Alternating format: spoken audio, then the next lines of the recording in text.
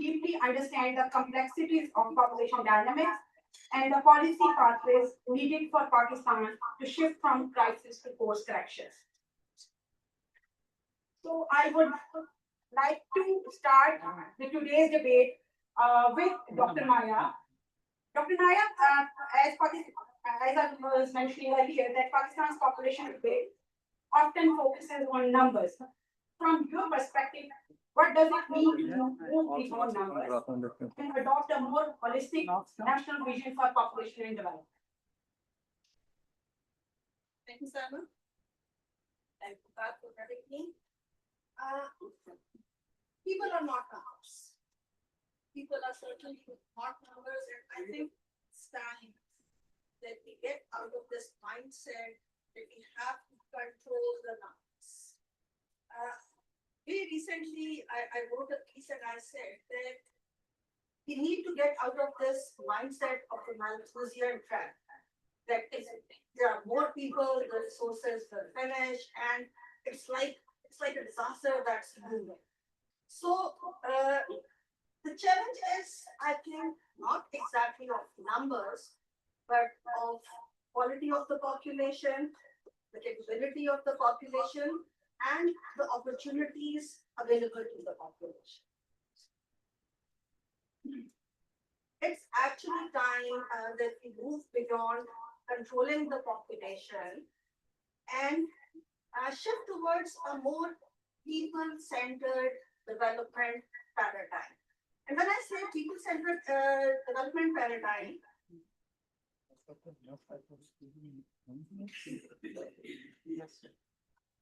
I think it has to be on developing human capital.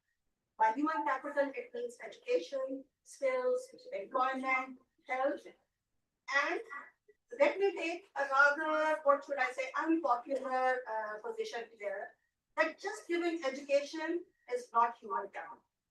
Just providing employment is not human capital.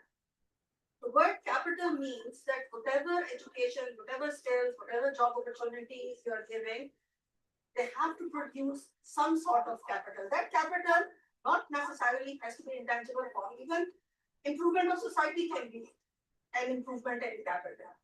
So just giving degrees, no, I'm sure we'll get to that point later in the conversation.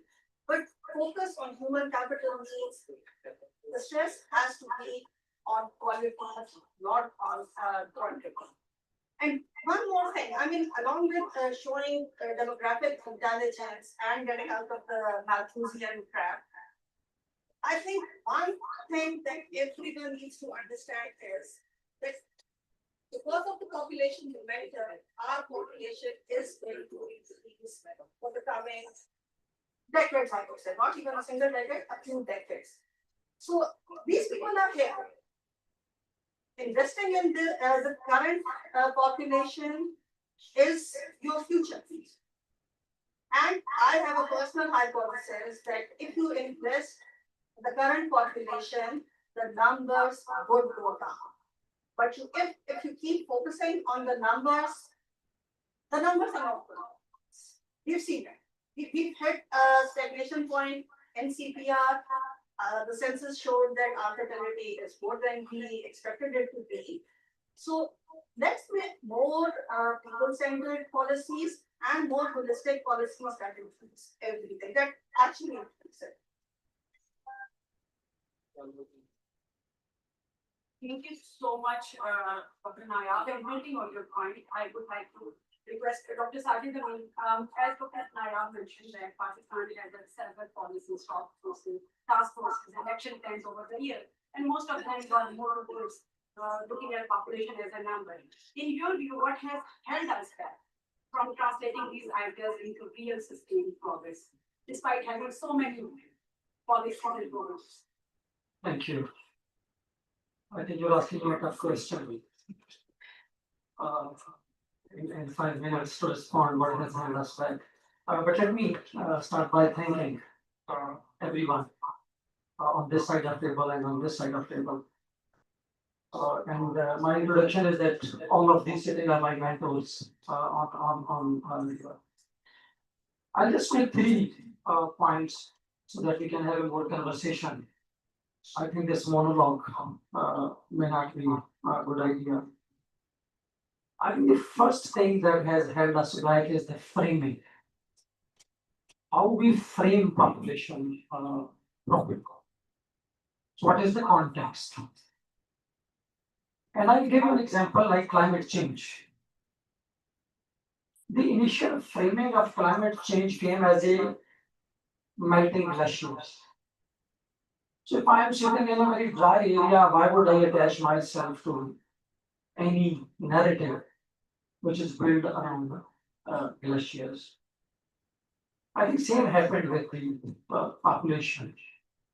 We just framed it as a contraceptive problem, and we couldn't go beyond that. Also, framing wise in silos. I mean, we were just discussing that we need a course on demography. I mean, what's the demography? Demography is just a structure, but the outcome depends on multiple forces this structure plays with, interacts with. How is your labor market, and how does your youth interacts with the labor market? That shapes the outcome. So I think the one way we both failed, the macroeconomists that we are here. I will not say failed demographers because all my mentors and seniors here, but I think they couldn't deliver.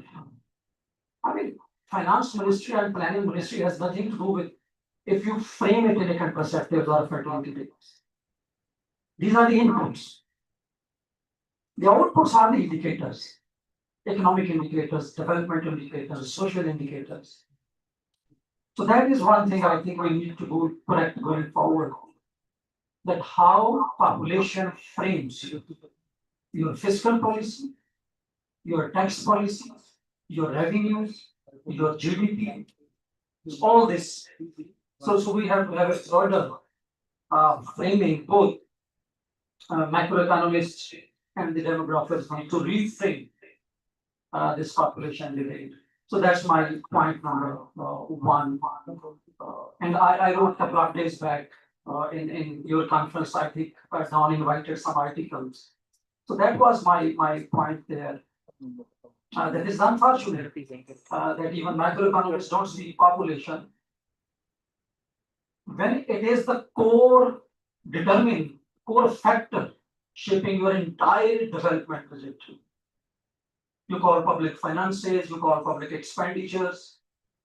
Everything is determined by what is your denominator, what is your population. So that's I think the number one framing problem. Another framing problem I think was that there is a sort of we didn't see it a causality, two-way causality. We framed a causality from population to other outcomes. So population started fetting as a burden, as an inverse input, as an adverse input. But we didn't link how an overall economic governance framework of country that shapes population outcomes as well. I mean, if you don't have job opportunities for your 60% of under 30 population, so you suffer many fronts. Of course, I'll not go into those numbers.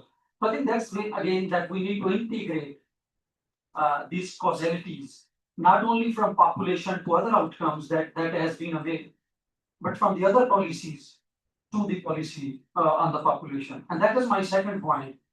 I think we have really made a good progress from population control to population management. This is a good way sort of to understand population. But then still we are missing when it comes as a management.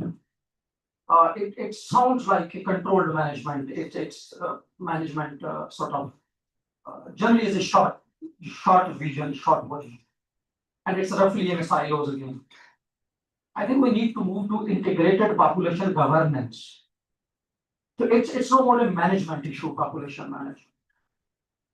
It's more an integrated economic population governance where your entire system is unified It takes population as an input as well, while deciding your public expenditures, the resource allocations, everything. But at the same time, it's guided by the population. The ultimate goal of fiscal policy, tax policy, population policy, health policy should be directed towards improving the well-being of the people and the living standard. So that is my second point, that maybe we need to move this discussion more towards integrated population governance. One.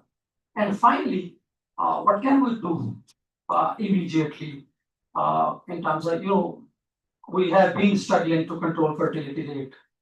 And this is a time-taking process. It's a long time-taking process. Also, there is a question, what will happen first? Will the development will happen first? And then the TFR will change? You will control or manage the TFRs? And then development will happen. So that is a causality question that is really there. I think there are some entry points that we can push towards. In any country, where dependency ratio is 70%. So you cannot, the star is natural, like we are discussing in the evening. Sorry, I'm holding some comments for the evening session as well, because I'm sitting again with Arab Saab and other my senior colleagues. So I think we need to identify that what are those entry points and collection points that we need to, and I think the female labor force participation to me is the most critical entry point. It has fertility gains, it has the economic gains, and similarly the youth that we have. I'm sorry, you have been listening this over the years. We need to have trainings, we have to do skills and all this one. But this can be one way. If Pakistan cannot reduce dependency ratio, you forget that any demographic outcomes will be changing. To me, so that is the way to go. We have Bangladesh, we have seen India. Of course, there are many other sort of social indicators, economic indicators, and others. But some entry points that we can go through. So this is where I will stop myself. A right framing, moving to integrated population governance, where population comes as a center, as an input of decision making, as an output criteria as well, and then finding some entry points. I'm sorry if you find my thoughts very unstructured. I just received the call the last evening and couldn't take my notes. Thank you so much. Thank you so much, Aditi. And moving forward, I would like to request that if we could have a question and answer session, so that we want to listen to you and we can get the responses from our experts and we can share the knowledge mutually. So I would like you to note down your questions. Particularly, I would request the youngsters sitting over here. Now, as Dr. Sadiq Amin has mentioned that like Pakistan has a huge youth world, and this huge youth world both give it presents both opportunities and risks. And as we are entering to a narrow window to realize our true demographic dividends, so I would like Dr. Arif to shed some light on how do you assess the current situation and what key economic reforms must accompany population reform to turn this potential into real gains. Dr. Sajid Amin has hinted about some aspects, but I would like to listen from Dr. Arif as well. Bismillahirrahmanirrahim. Thank you very much. My entry is also very late. I thought about the topic and after looking at your questions as well, I made a presentation, oral presentation just for 5-6 minutes in Population Summit. I would like to repeat my main argument, what I have said in that Population Summit. Basically, when we talk about this youth world or demographic dividend or transition, we are looking for opportunity. if we recall the lecture today by Dr. Nadeem Javed and also Dr. Faisal and also Louis Shabane, the main thing was that the how can we move forward? And the topic says that the unified vision towards population and welfare. My humble request is that the Pakistan is at the moment in two transitions. One is demographic transition and other is the urban transition. When we combine these two transitions, it is called as urban demographic transition. And they both reinforce each other. If you see the literature tells us that first demographic transition, because of decline in child mortality or overall mortality or death rates, it creates a condition for urbanization to increase. And this demographic transition also affects rural population, which generates the mobility from rural to urban area.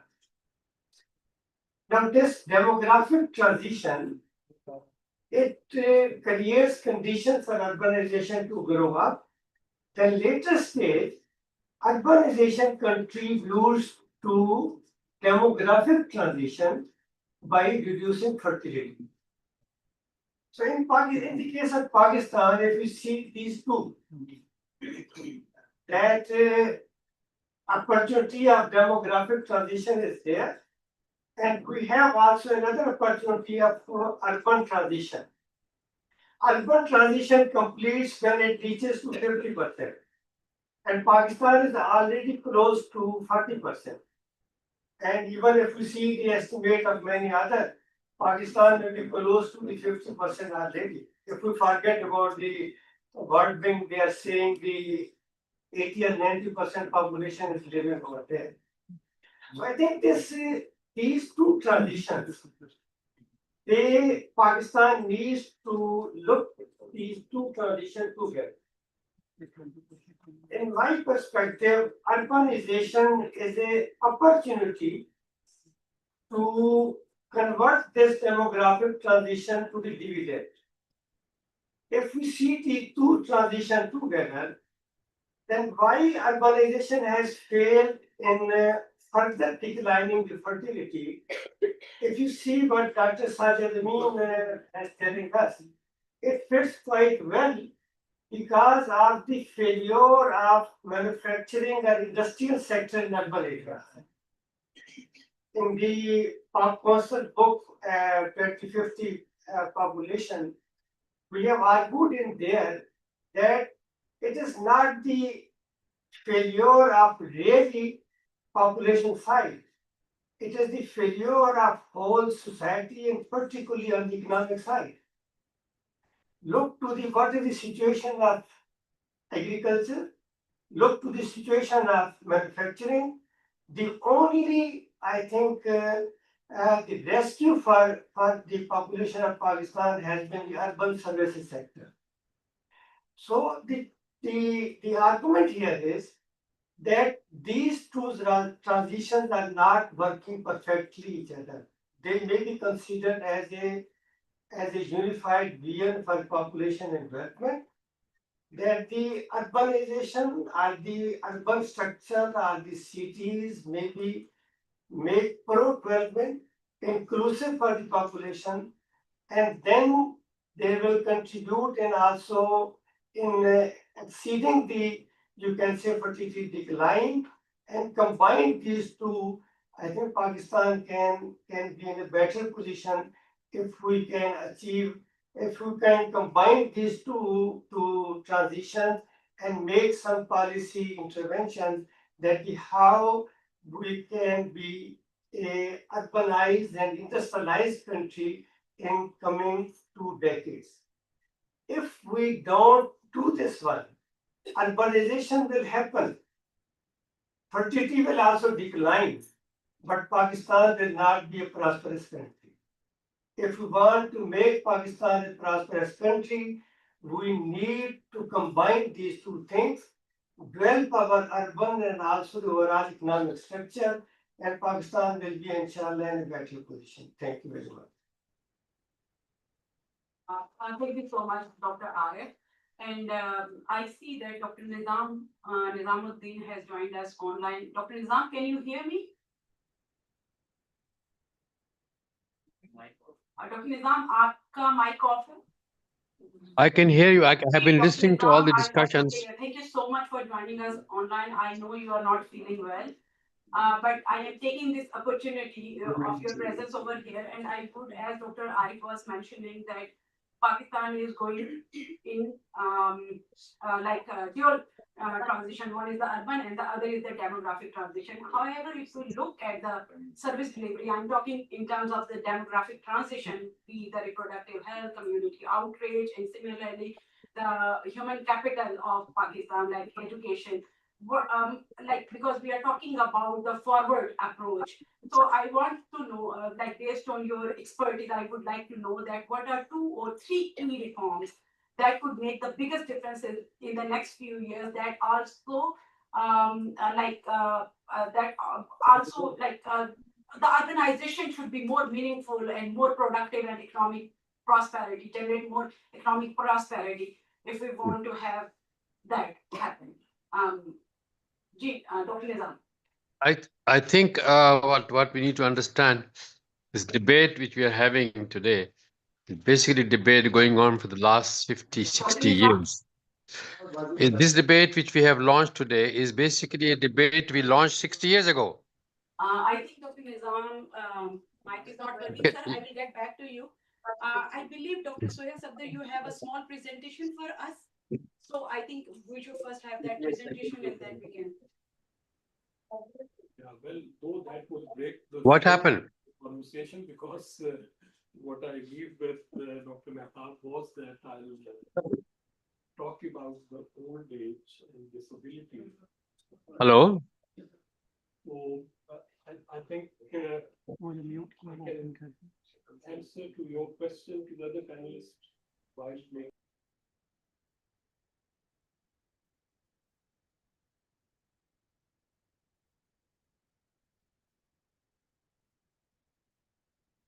Yes?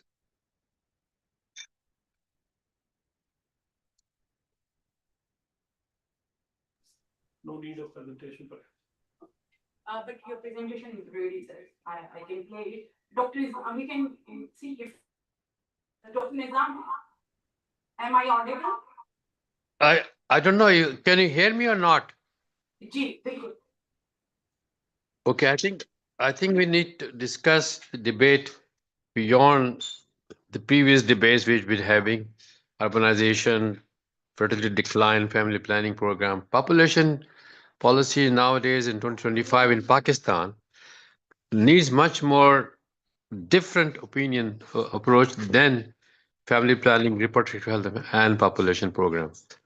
We should talk about policies that can influence other policies like education, health, nutrition levels. Family planning population program has already reached its peak. The only way they make a difference is to reach out the unmet need of 17-18% by reaching out to them at their household level, which cannot be done by stationary clinics or hospitals, which we have launched.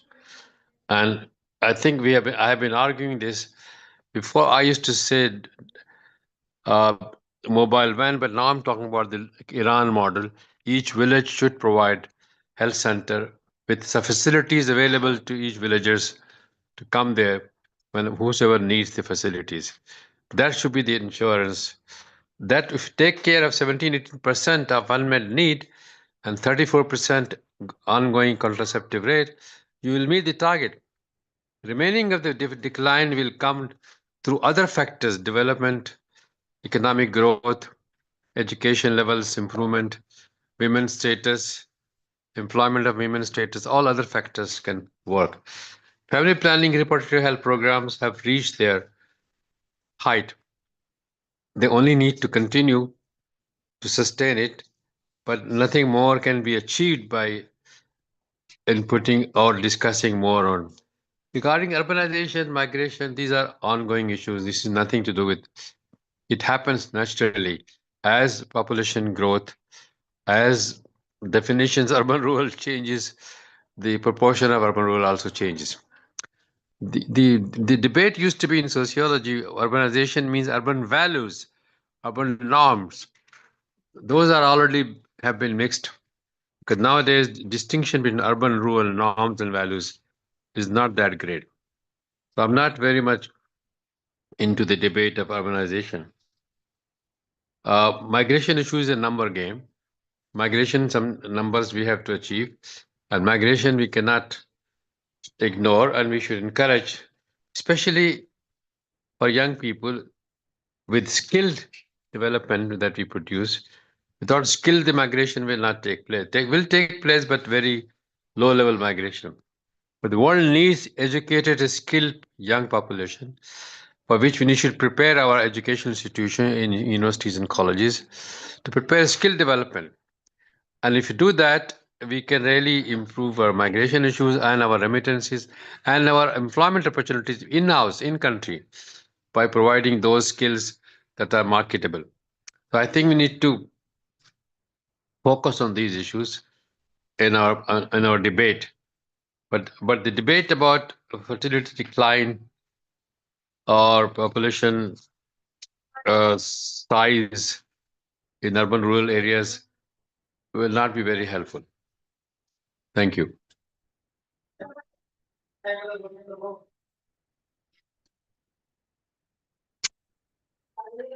It's equally important to remember that our challenges are not restricted to youth and working age. Pakistan is also experiencing a gradual rise in the elderly population, bringing new social and health responsibilities.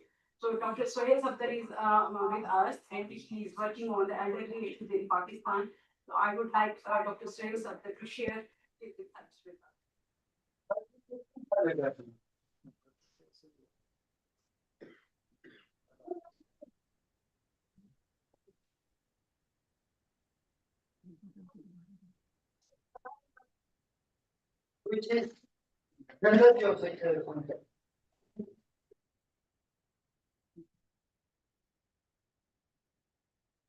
Well, I thank Dr. Mehtab Kareem and all other colleagues from the association for getting me over. Dr. Nalsa, regards for you also. We have started with a discussion about the basics in terms of the effectiveness of the policies and programs in terms of population studies, and my esteemed colleagues on the table have given their view. What I intend to do is that I'll take a concrete case of the failure of our social demographic community collective. I being one, my MPhil and PhD from Paris is in sociology and social demography. And that is where I would be coming from, also from the tradition, non-Anglo-Saxon tradition of doing social demography, which gives a lot of importance to the nexus between power, population, knowledge production, and governance. So as we go forward, I'll explain the nexus, the way it is worked to produce the societal burden of old age in the country. But before that, a quick word about the demographic dividend, even in terms of youth also. If we go beyond numbers, as you have invited the other speakers to talk about, if you factor in the stunting, psychosocial problems of our adolescents, the youth idleness, the delayed entry of youth in the labor market,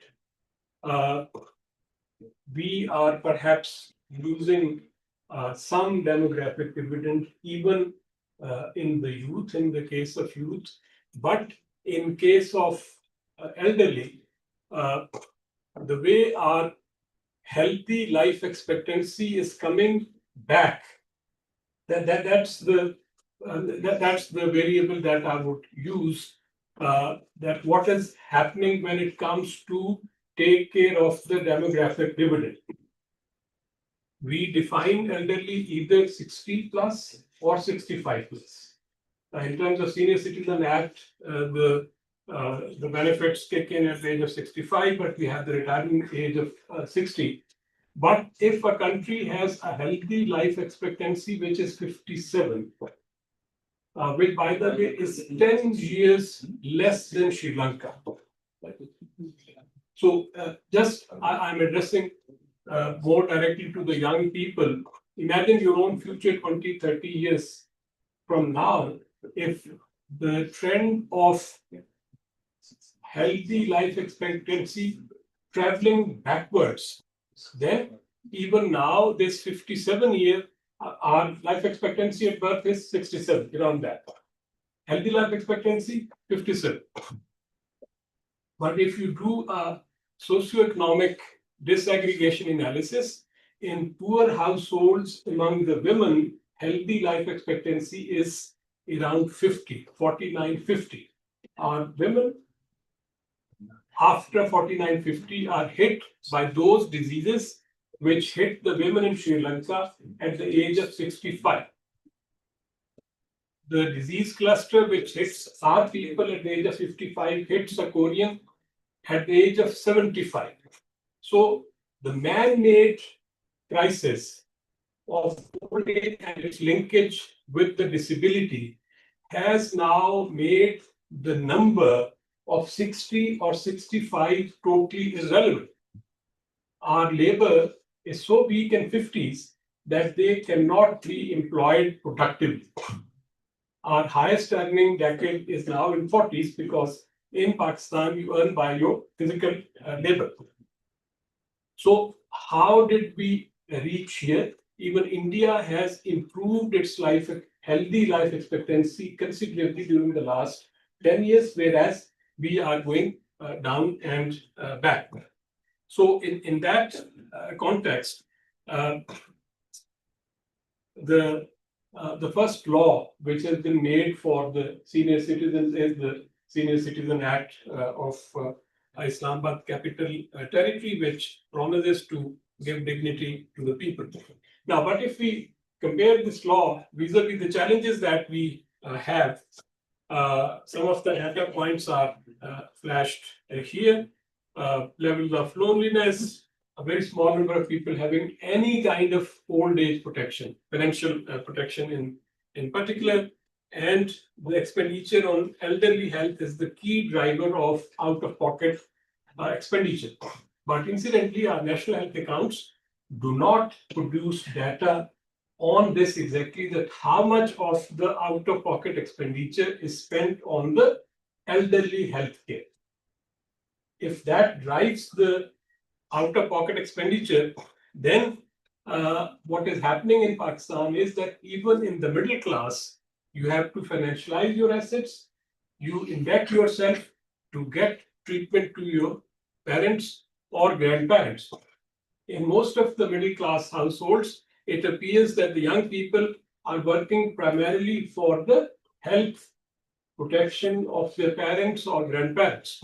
So that is the situation, and worsening access to medicine, 32% nutrition, 32%, and as a result, one can expect that intergenerational solidarity that we talk a lot about, that we are nation, Muslims, whatever, is under a big stress.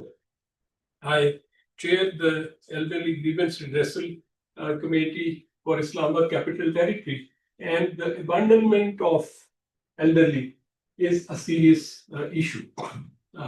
Forcibly taking the inheritance is now becoming common. And that's why the Act gives that. So what is the response that this Act gives? That we would establish Darul Shafqat homes which is not established. The red is what is promised but is not done. Involvement of private sector, free access to public places and government healthcare. What does free access to public healthcare means? We all know very well. Senior citizen card for financial support, they are not yet made.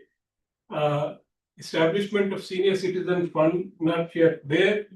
Protection of property transfer, that's something important, which is that even if the parents give their property by their own choice to the children, but that if the children do not take care of the parents now have under this law the right to take the property back. Restitution of property now has been formally induced, and the grievance redressal committee. Now these recommendations, I'll quickly go through these. We recently did a big exercise on evaluating the effectiveness of Senior Citizen Act.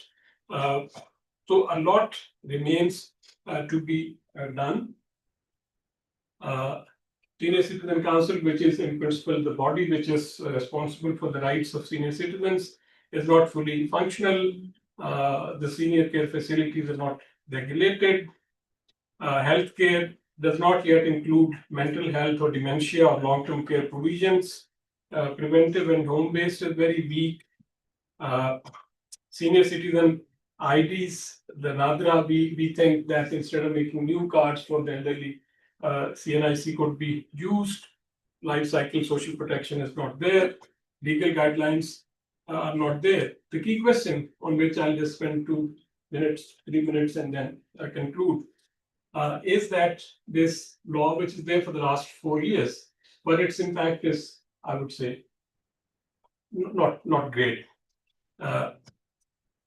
So why is it happening? Here I would come back to the title of my presentation, that we have a model, our social demographers community has been following a certain model, neoliberal model, one would say, where we are very happy, including myself, to say or claim that our discipline is very scientific, empirical, positive, but we do not talk about the relationship of power, the articulation of the problems.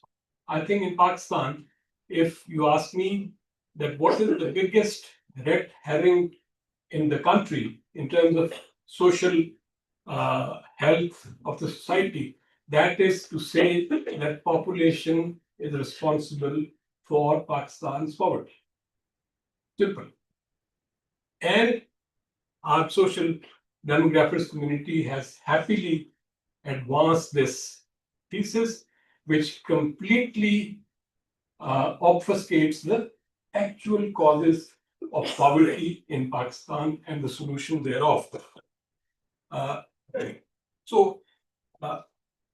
If we continue with the business as usual, the young people can see what is going to happen in Pakistan and the future which awaits us. We already have a 2-tier system, which would be further consolidated with 5% of the population getting a quality geriatric care and the rest basic palliative care classes. Market-based pensions may cover 25% of elderly. Social elderly from poor households become policy targets rather than rights holders. And we continue with national surveys on aging describing characteristics without power analysis. And we already have gated retirement communities, and we have already started seeing intergenerational conflicts within the households. Even if you are getting GSP transfer, you are hard pressed to decide whether to buy the milk for the child or the healthcare for the senior. I will just finish with one of the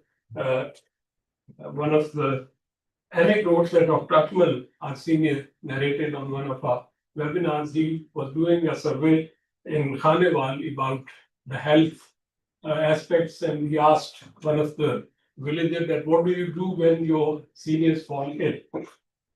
And he said that, frankly, once we take them to the hospital, and then we pray to Allah that either give him health or take him away.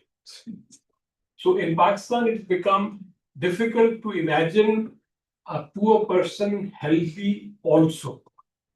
Now, how have we arrived here? I think we should revisit the epistemological foundations of the very discipline of social demography and should, of course, have an intervention phase to recover the losses and then bring state back in some form in making the provisioning for the elderly care. And I agree the way Arif Sahab is saying that there are so many other factors which can help reduce the population burden.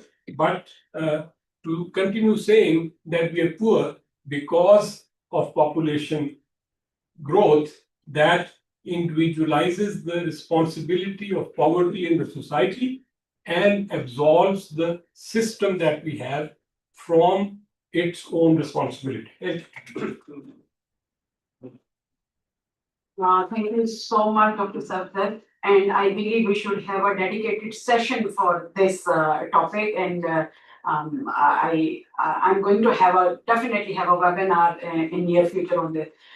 So, Dr. Nair, whenever I go back to your paper of population, the demographic dividend, which you wrote in 2006, and in that you mentioned that if 50% of Pakistan population is sitting at home and not contributing in economic activity, then how can you think about the economic prosperity of the country? So if I look at today, even then the situation has not changed. It's almost 2 decades has passed since that paper has been written. So I want to, in the current realities, what are the biggest structural change of challenges limiting women's empowerment and participation? I want to have some other perspective in that. What approaches have you seen that genuinely shift behaviors rather than just creating awareness? Just give me the liberty of adding something Dr. Safdar said. Along with demographic dividend, aging is something that I've worked for quite some time. I think one thing that's missing in our policies is intergenerational equity. We need to have intergenerational equity. We keep talking about, for a country like Pakistan, where there's a huge youth bulge, even talking about elderly sounds like a luxury, but the youth of today is the elderly of tomorrow. So you have to take the whole life course approach towards all the policies. Yes, proportion-wise, even now Pakistan does not have a huge elderly population, but the numbers are already huge. And you very rightly pointed out about dependency rates. I'm already working on it. This age group thing is not functional. So many elderly are working, they are not dependent. And there are a lot of reasons for it. Sadly, some of them should not be in the labor market. I remember I visited France and there was a strike in Paris. Airport was a mess.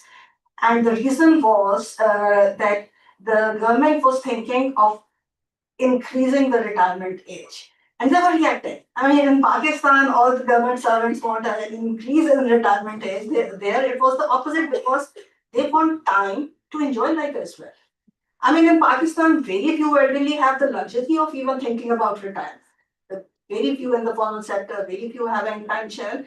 So before I talked about the youth purge 20 years back, I think this is the time to start thinking about it before the proportion becomes so huge that we want to control that as well.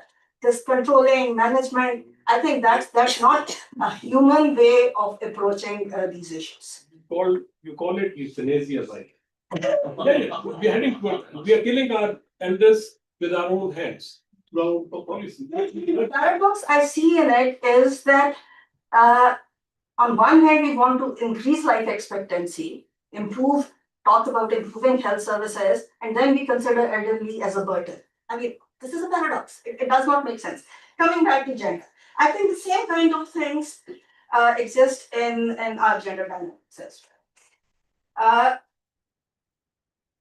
We know the numbers, so I won't go into numbers. The latest labor force survey showed that our female labor force participation is 24.4%. an increase of 31%. And right now we are talking in very, very academic, not philosophical terms. Yes, women work a lot. I mean, if you take account of the care economy and the household work they do and give value to that, that's huge. But right now, I mean, why can't we even compensate for that as well? So we are talking about the work that's compensated. I think it's both. We need to change the environment we are living in, the environment women are living in. And again, I would say it's both kinds of environment, tangible environment and the environment that's not tangible. Why don't women work? We have certain values. Why do we see so many women working in shopping malls? Because it's warm, there is security, and they feel safe. Women cannot work all kinds of jobs that men do. So you need to have a physical environment that females find conducive. And the environment that's both environments are man-made, the other is the mindset. I mean, being a female, trust me, that mindset is something that I think is the biggest thing. And it starts from the family.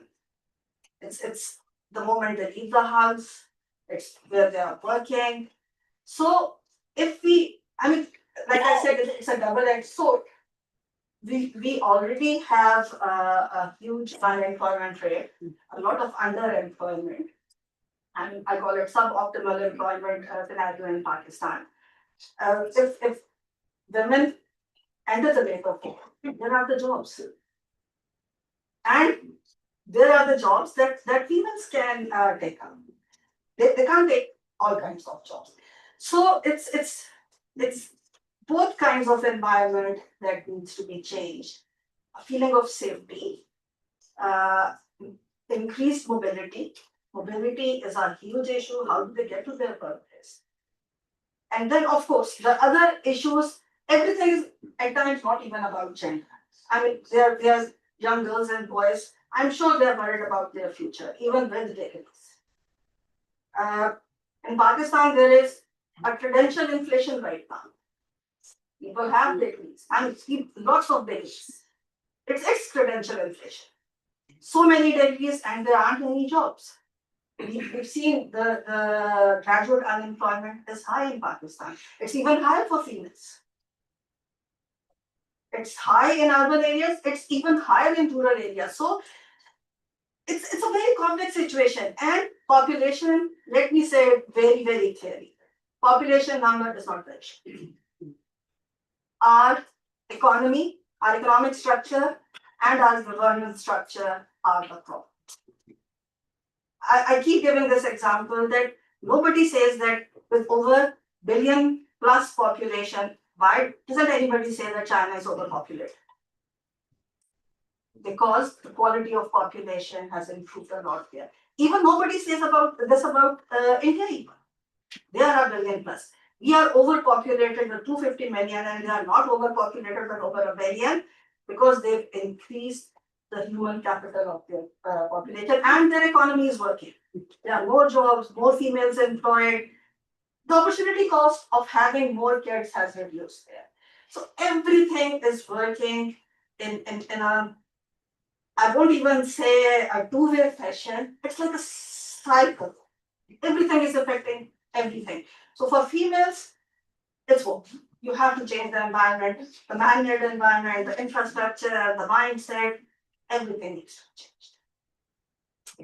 I can't agree more with Dr. Nayak that we need to take a holistic approach when we talk about these issues, and our economic and governance structures are the problems rather than the population numbers. And as we have in the opening remarks by Dr. Loy Shivani, he also touched upon that population is a provincial subject, and every province is dealing it according to their own priorities. So we talk a lot about the coordination because this is lack of the coordination between provincial and federal government that is creating a lot of issues. So Dr. Sajid Amin and Dr. Arif, I would like to know that what would effective coordination actually look like in practice. I want to know, like, we talk about, sometime I feel like they're using it as a jargon, but what it actually is in reality. Thank you. Just two submissions before coming to your question. I think there are two extremes that we can take. One is that population is the cause of every problem, and the other is that population is not a problem at all. I mean, these are both extremes. We have to avoid it. China's example, Dr. Guranayab gave, I think it's not about the population size. It is the rate of growth at which you are growing. Because that shapes the efficiency of your resources allocations. If you have a very high population base, like Pakistan, multiplied by this high population growth, that is 2.55%, there is a resource lag coming. You cannot invest. You cannot match the investments needed per capita, which are efficient, efficacious, those are sufficient. So I think we have to balance this one. It is the growth rate of population that shapes the final outcomes. Social, economic, and environmental even included these days. So I think the growth rate will be a problem. We have to be mindful. I don't want to leave you with the lesson that all problem are the economists when only one sitting on the stage. And also, I think this really tells also the other story. Who we are convincing? I mean, it's all demographers convincing demographers. Where are the other people? Those who interact with them. So I think this population debate need to go beyond the demographers. It has been 4 or 5 decades within the demographers. We need to take it beyond. And unfortunately, on the other side as well, that we didn't see anyone from Planning Commission. This conference would have been happening in the Planning Commission. I mean, if NIPS is chairing it, what value we're adding to policy? Because we are discussing all the year the same things. So that's one point that it's the issue on this one. Let me finally, in terms of coordination, this is the key problem that we face in every dimensions, every policy in Pakistan. I really don't have any clear answer that what should be the exact way to coordination, but one which itself is a non-starter, but still, I think the resource distribution is one key element which can coordinate, which can push people to coordinate. If you go performance-based NFC award, there is discussion reducing the weight of the population, still studying. If you see the NFCs of Bangladesh and India, they modernized it in 90s. And that is where the population also started growing slowly and economic activity became more sustainable. So if you see the Bangladesh example, so I think this can be one way, a very which gels you together, like Dr. Nizam said. I think the policies which are not linked to your economic outcomes or economic interests, they don't bind you. And this is where I started, that we need to think population as an integrated population governance, not only a separate management where every province is one. Right now, there's an incentive to increase your population. 82% weight is in the population. So the largest province is still resisting. I mean, the Punjab is resisting any cut in population weight because it benefits from it. So I think we need to find those tools which gels all together in the same. So this can be. And my last comment on women sort of empowerment. Again, I come to Bangladesh. What they did is, it will take 3 things. I mean, right now, this may be a controversial statement, but education is not empowering our women. I mean, they cannot make a decision. What is the criteria of PDHS for empowerment? That if you can decide what will be cooked tonight. I mean, that is men had played very clever. They have put burden on you that you decide. I mean, on weekend, my core question that I face my family, that is the hardest to answer, आज क्या पकाएं? I really don't have any answer to this. And women has to decide 3 times a day. And we made it an empowerment indicator. So this is where the fallacy that we learn. All of you are studying. How many of you, I mean, this is elite university, we may think very high ratio. But I've been asked this question in many universities. How many of you believe that you can 100% made every decision of your life at your own, even in NUST? How many of you, can you raise a hand? No, that is the education empowerment. So we are not giving any empowerment to you. The only reason, the only criteria to give you empowerment is your economic inclusion. And for this, 3 things need to be done, and that is what we call a unified vision. Macroeconomic policy has to produce jobs, and those are good jobs. Right now, majority of women is in agriculture, I mean the workforce, because we need them there. If I'm in my fields, I need somebody to get my bread to the fields. My mother used to bring when I was farmer, and we see she's working there, or some other low-paid workers. So decent jobs for women. Honestly, mobility will not be a major criteria going 4 or 5 years forward. The criteria, we have the same problems in Bangladesh. They produced good jobs in SMEs sector. They incentivized tax to SMEs. The SMEs, those who are employing women, they were given tax rebates, tax exemptions. So that is one. And finally, is the right skills. And I think the transformations that we are having now, AI, technology, they have put every country now saying the manufacturing period is gone. So all are at one place. So to me, this can be a common start. Can we scale up our youth, women on modern jobs? So I think we have to do multiple things. Thank you so much. Thank you so much, Dr.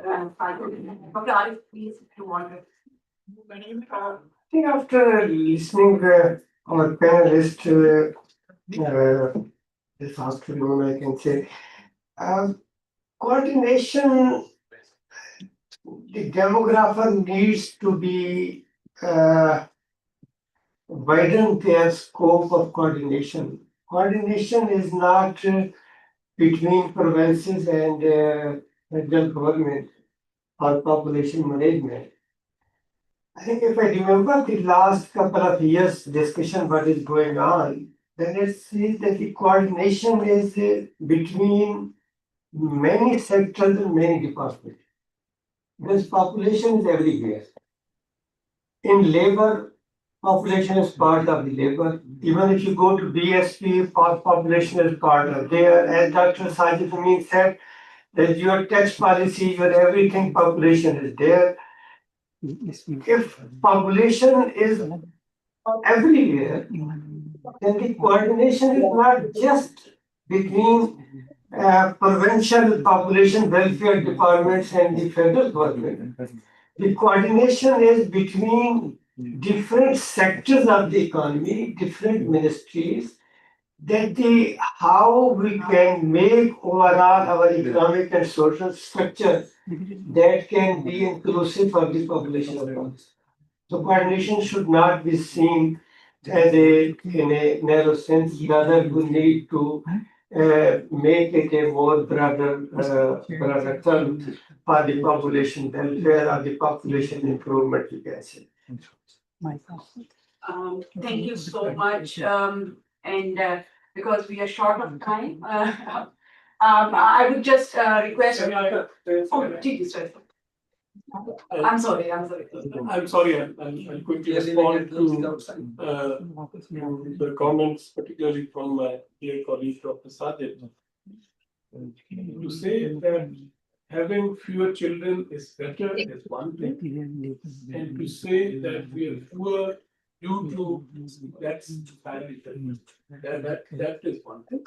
What I was saying was, what is the red herring? Red herring is basically used for obfuscation, to muddy the thinking and analysis. So that's what I meant, that in our epistemological framing, if you put it up front and center, a lot of confusion is. नहीं अभी मैं तैयार हो रहा जाना मुझे I have a serious fear. Meeting खत्म करके that निकलता if we continue with burning our demographic dividend on both ends. The youth, adolescents and youth, and people in 40s and 50s.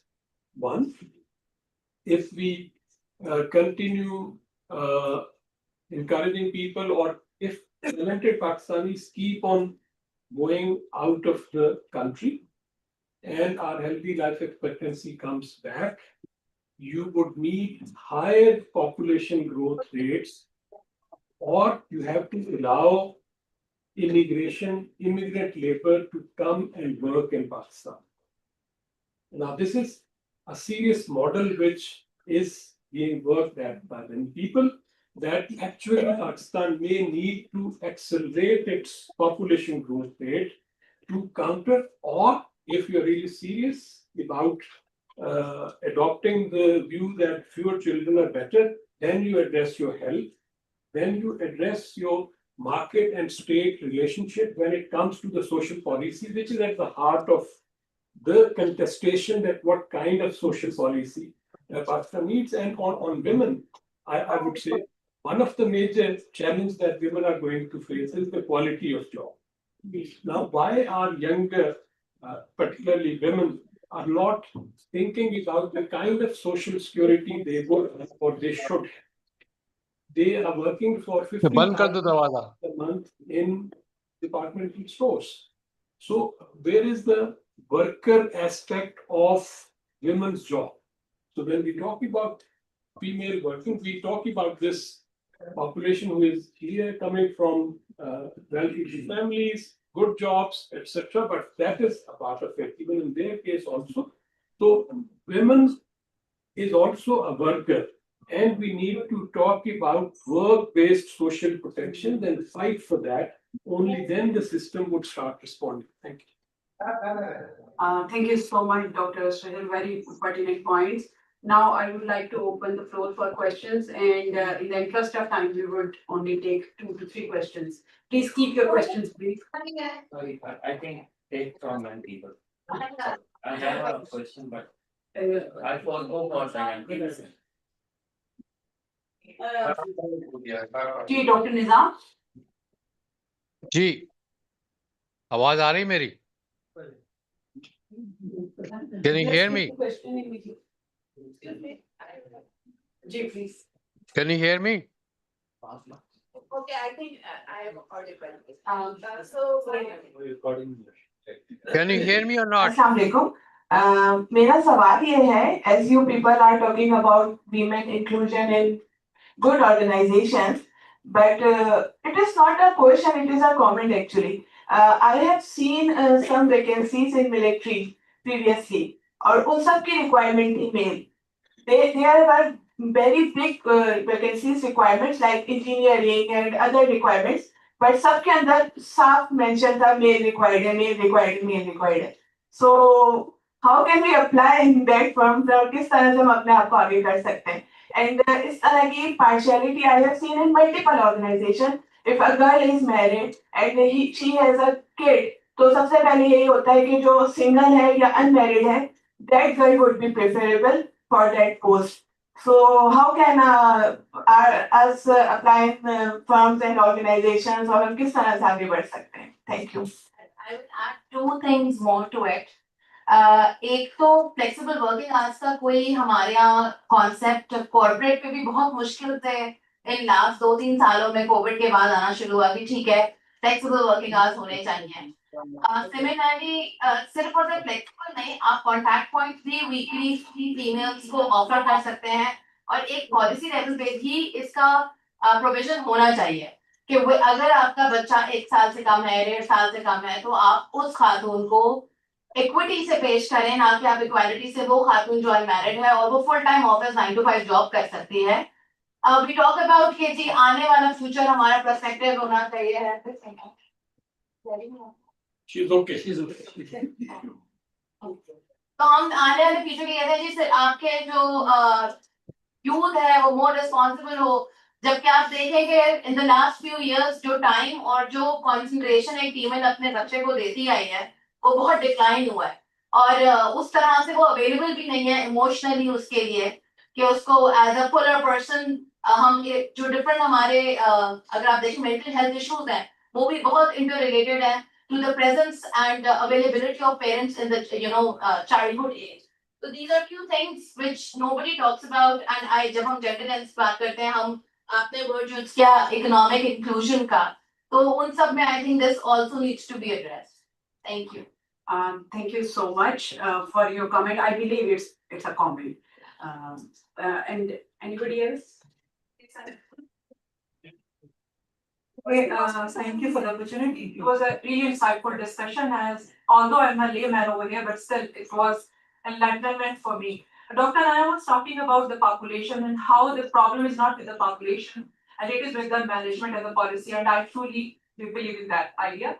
And Dr. Mee was talking about, how the, a certain growth in the population is creating less availability for resources for everybody.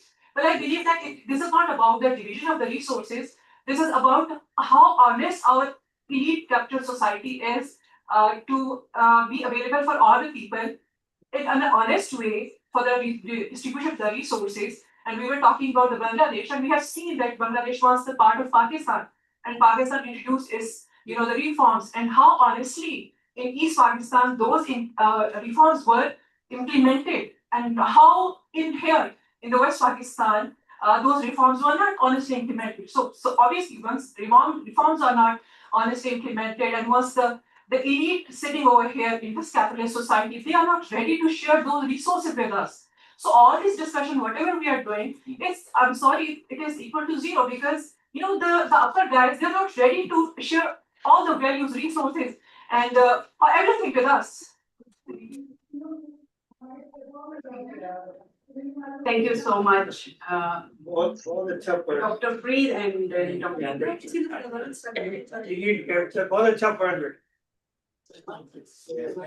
I agree with you.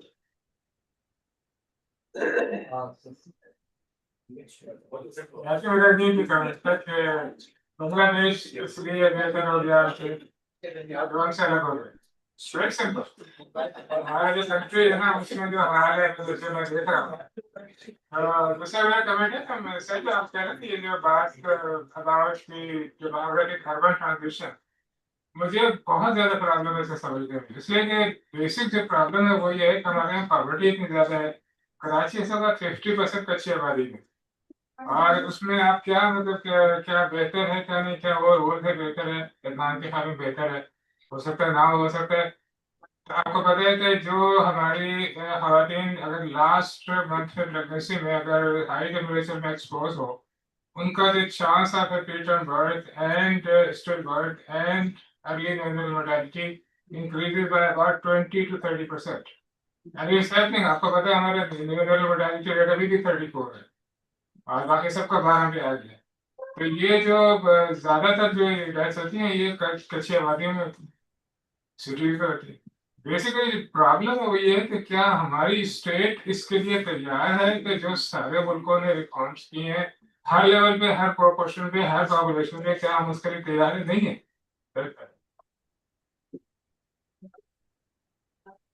I'm Dr. Aisha. I was project director of Pakistan Demographic and Health Survey, and Dr. Sajid said the women empowerment is not through education. I agree to him that even educated women cannot make their decisions of going out of the house and all that.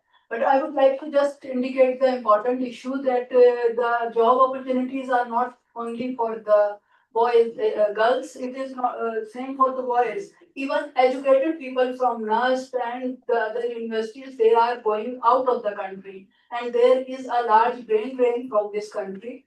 And only the uneducated and the people who do not want the jobs are staying here because they cannot sustain their families, they cannot supply anything important to the family. So we should also discuss this issue. जी doctor Arif आप respond करना इसके middle साहब ने बात कही आपकी बात बिल्कुल सही है, लेकिन जो हमें लिटरेचर बताता है ना जी, ये जो आपकी स्लम एरिया या कच्ची आबादी जो आपकी ग्रो करती है, ये डेवलपिंग कंट्रीज में नहीं, यूरोप में ये नहीं था।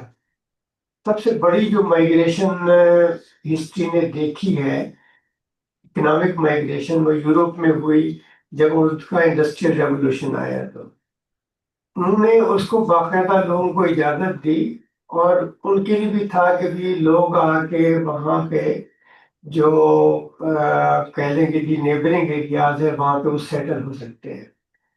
हमारे यहाँ जो बड़ी वजह अगर आप गौर करें थोड़ा सा इस पे, तो ये कच्ची आबादी की डेवलप होने की बड़ी वजह ये है कि हमारे यहाँ इंडस्ट्रियल सेक्टर डेवलप नहीं हो सका।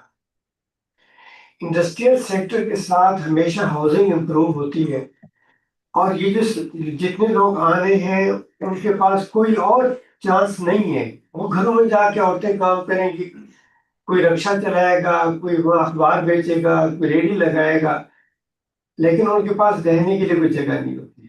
तो जो अर्बन ट्रांजिशन का जो कंसेप्ट है वो ये कि आप चाहें या न चाहें, ये rural to urban shifting population की होनी है।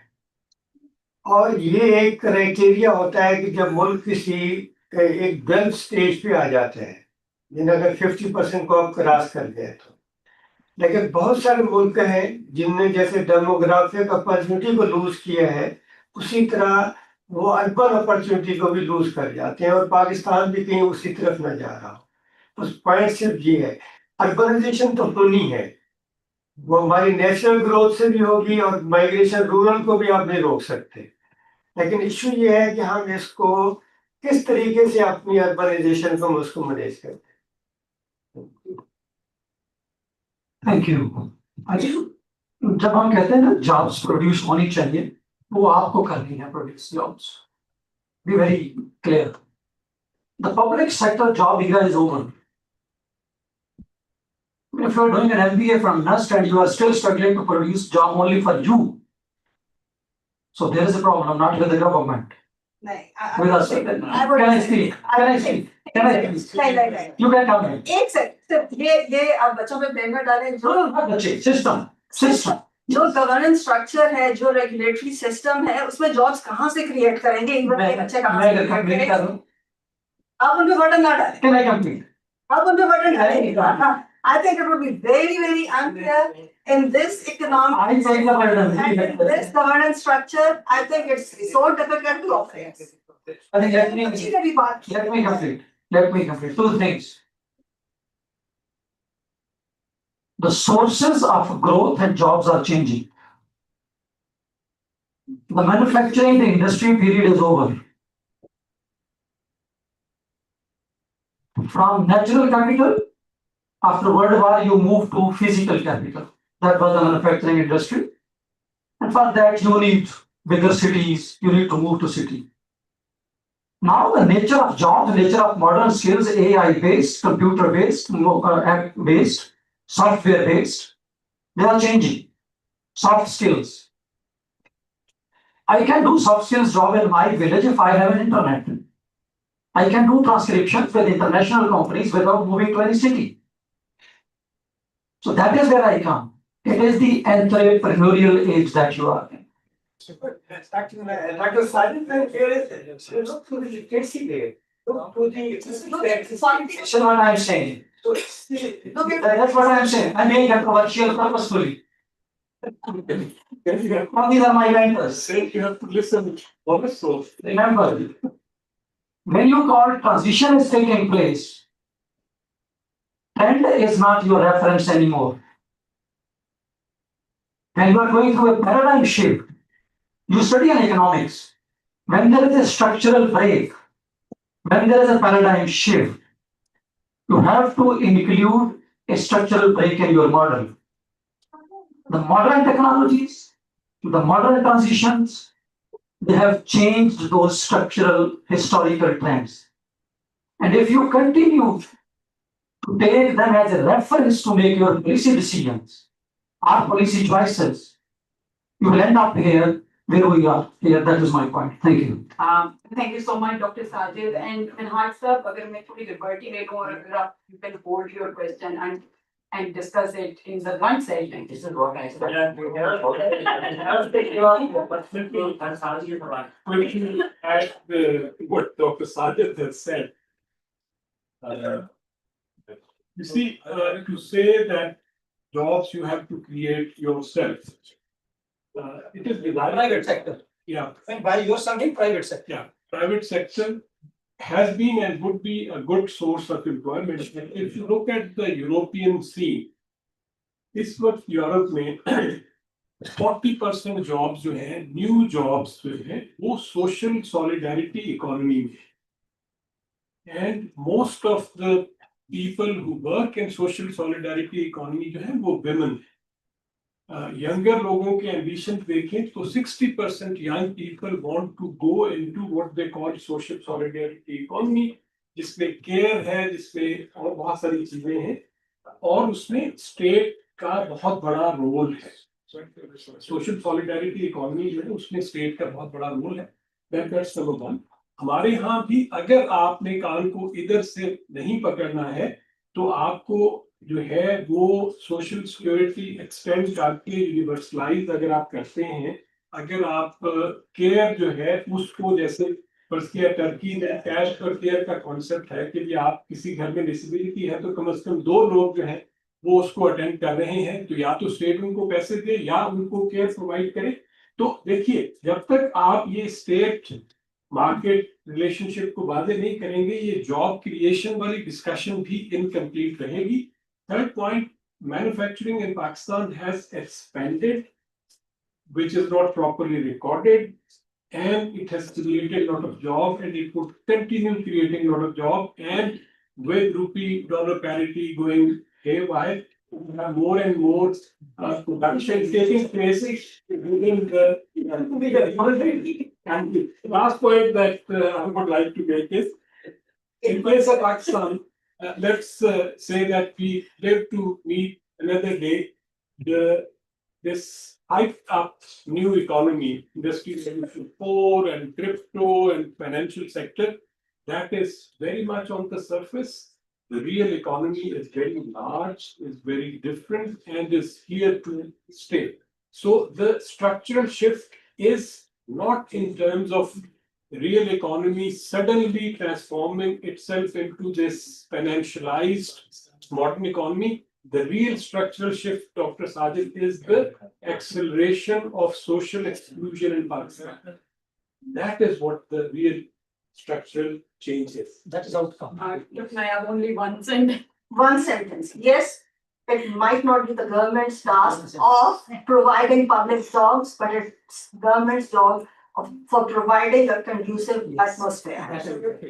And I mean, you talked about AI and so many young people started working on fiber. The taxes were increased, the internet quality went down. What do they do? So, no, I mean, the government has to take its responsibility. Nobody's saying to provide them sarkari naukri. Sarkari, that typical sarkari naukri is the problem probably of this country right now. But providing an atmosphere where all of them can actually flourish, that's government's job. With the fear of being misinterpreted, 2 quick points.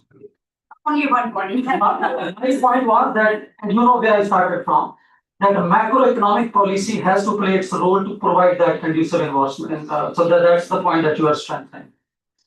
Industrial sector in Pakistan has been producing elementary jobs. Remember, आप जितना ज़्यादा पढ़ते हैं उतने आपकी बेरोजगारी के chances बढ़ जाते हैं पाकिस्तान में. That is the industrial sector that we have. So don't rely on industrial sector, please. Push government to provide you conducive environments, affordable, sustainable, uninterrupted internets, other services, security, all these. Jobs have to come from private sector. Thank you. And make the government talk about expenditure, not just revenue. They keep talking about revenue, give us more money. What do they do with that money? Thank you so much, and I believe we need a lot of time. It should be a 2 to 3 hours long session with the experts which we have and the youngsters who are so keen to ask questions and to discuss their issues. Now I would like to request our chair of the session, Ms. Melania Adayek, for her remarks. Thank you. It's very interesting to hear this very productive discussion. But before I share my reflection, let me introduce myself. Mela Hidayat here. I'm a family planning advisor for UNFPA. Originally, I'm from Indonesia. I've been here for 18 months. And I believe the later part of discussion was very interesting, but unfortunately, it's mostly in Urdu. I promise to learn Urdu, and then next time I will be able to join the discussion. So let me just share with you some of my points, reflection from the discussion today. I promise it will not take too long. So our session is title is Beyond Numbers, Building a Unified National Vision for Population and Development, that invites us to rethink on how Pakistan conceptualize population issues. So I heard from all the speakers and also from the audience that for too long, population here in Pakistan has been treated not only in Pakistan but in many parts of the world as well. It has been treated as a sector-specific challenge, but population is an economic issue, a governance issue, a climate issue, and fundamentally a human development issue. So population dynamics, I think some speakers also highlighted that it shapes macroeconomic performance, labor markets and productivity, education and health outcomes, gender equality, urbanization, and climate vulnerability. So numbers alone cannot guide policy. Their meaning, distribution, and implication must shape decision making.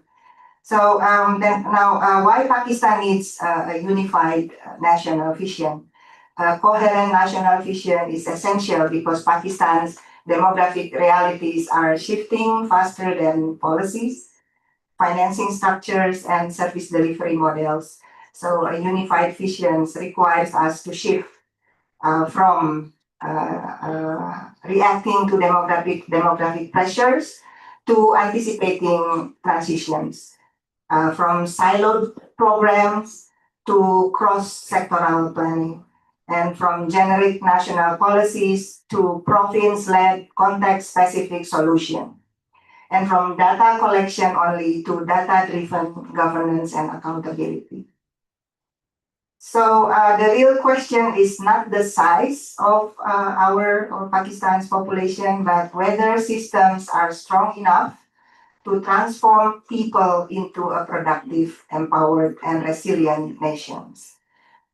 So I think I would just like to end my intervention by maybe capturing three overarching insights from this discussion. That population is, again, not a standalone issue. It is the backbone of the development. Second, evidence and governance must work hand in hand. And lastly, human capital and rights must be at the center of Pakistan's demographic future. So with this, thank you for the very lively and fruitful discussion. And I think let's continue the dialogue beyond this session. Thank you. Thank you so much, Ms. Melania. And now I would like to thank you all of our panelists over here. And I would request Ms. Melania to present thanks to our presenters.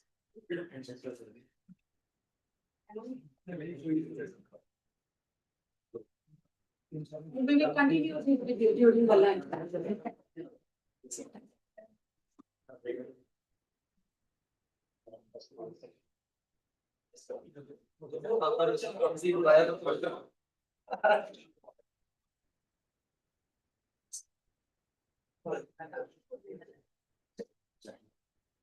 Dr. GMI, please.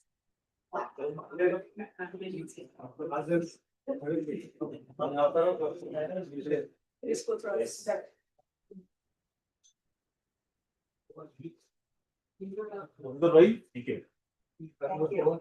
Dr. Sohail Sabda, please.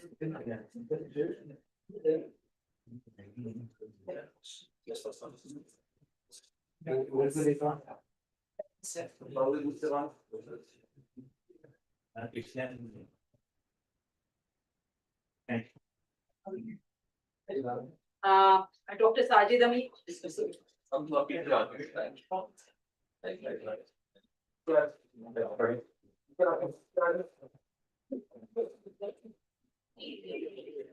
Thank you.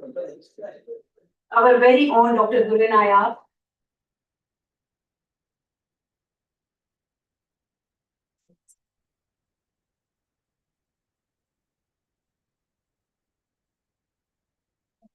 Now I would like to request Dr. Arif to please the question from this Daniel.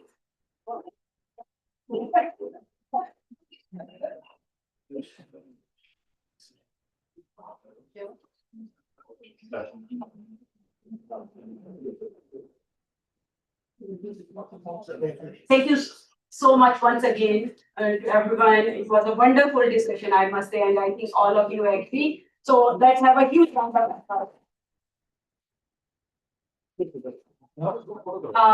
एक हम panel का group photo भी करते थे.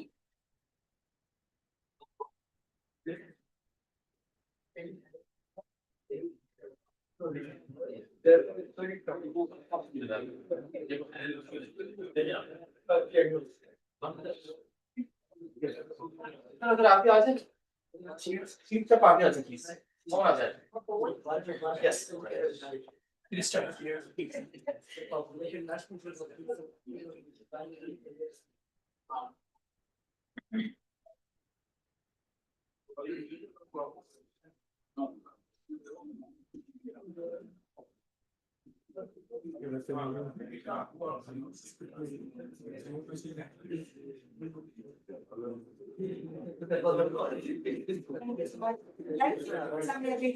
Thank you so much.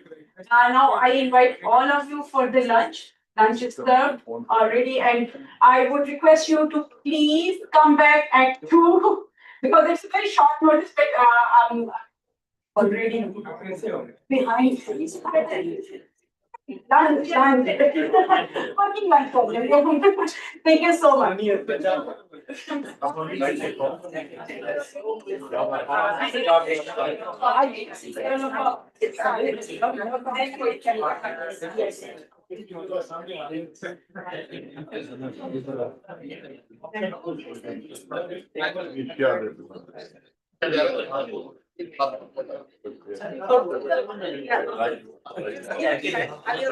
Start कीजिए के देखिए तो अभी तो नहीं अभी मैं किसी को बोल रहा हूं सेशन से चेंज कर के साथ में उधर स्टार्ट तो स्टार्ट कर दिया अपने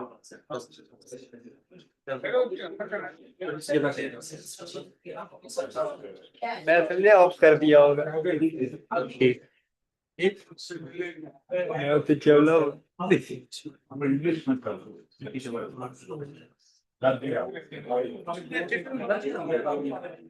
मैं नहीं कह रहा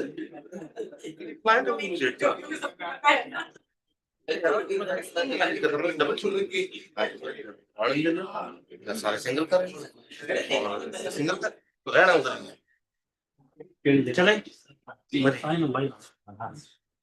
मैं बड़ा परेशान हूँ politics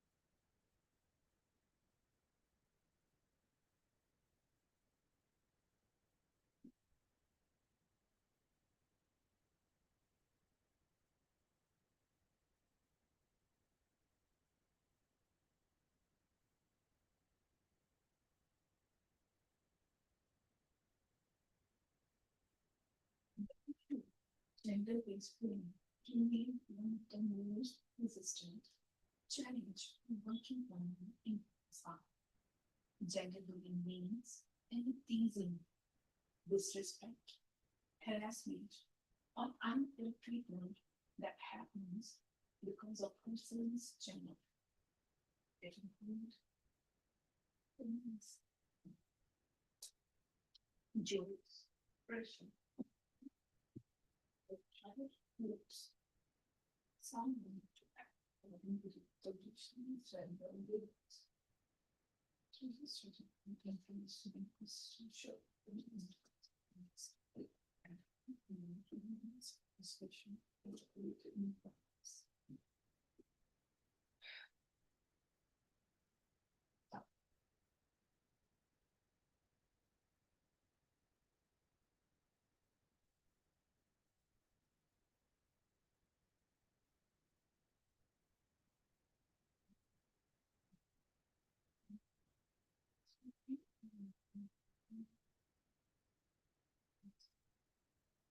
Excellent. Okay.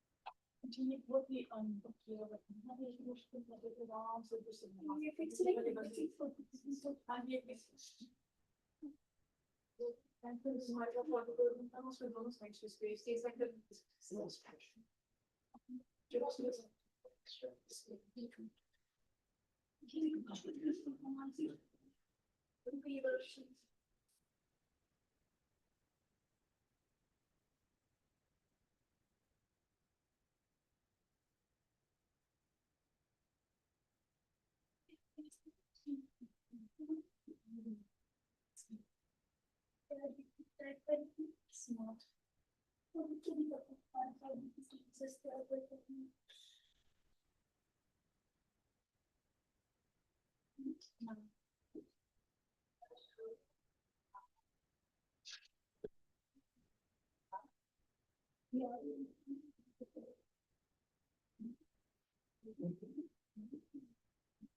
Yes. No.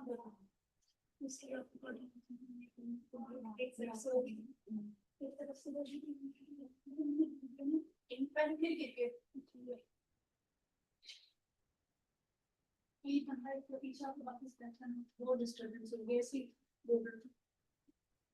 Can you take back each other? बाद में आप खुद से ही comments कर वो बंदा पता है ना ये इसके साथ जो भी है अंदर से कहते हैं सवाल लिख रहे हैं हम स्टेटमेंट क्या बना रहे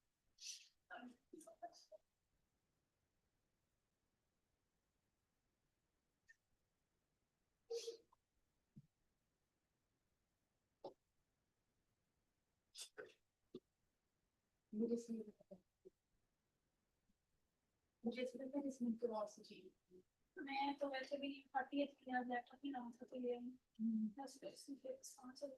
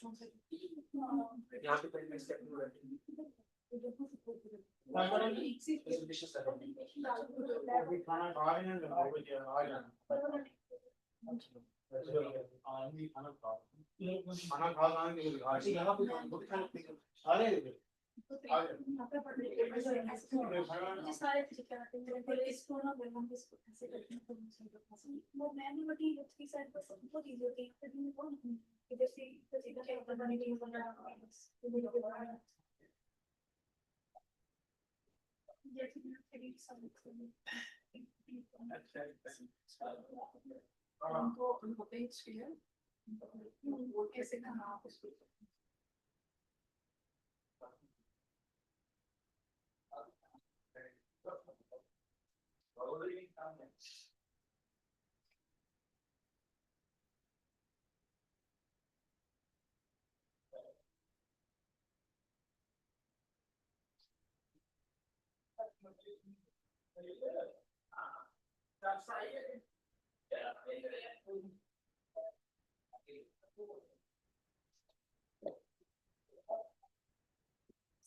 presentation